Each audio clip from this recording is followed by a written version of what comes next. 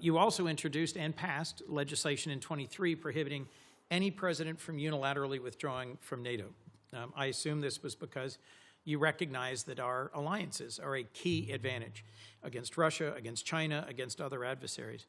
Do you still consider Article 5 an unconditional commitment? Yeah, so let me address that holistically if it's okay, because I think we have time to do it. First of all, you're right. I have throughout my entire career in the Senate and through much of my time now in this administration been a supporter of NATO.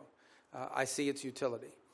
The key, and I'm just being honest with you when we talk about this, one of the key arguments that I would always use on behalf of NATO is the fact that it allows us basing rights that we could use in a contingency operation in a time of conflict, in a time of need, that we just have had.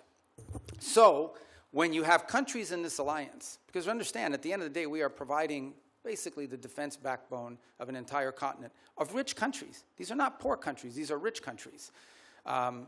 And the utility of NATO for us is that it provides these basing rights. Now we are living in a world in which some of these countries, I point to Spain as an example, openly brag about how they've denied us the use of these bases.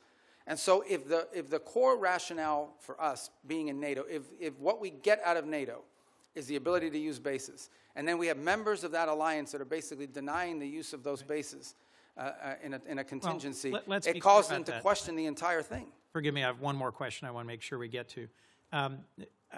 Is it not true that some of the challenges in our NATO relations have only come after President Trump threatened to seize territory from a trusted and reliable and prohibiting partner? Yeah, I don't think that's fair. I think he publicly said both. I know, but I don't use tariffs to coerce Denmark into giving up Greenland. Yeah, but just to tell you, look, if you go back and study the history of it, NATO tensions and debates within U.S. or whether we should be in NATO.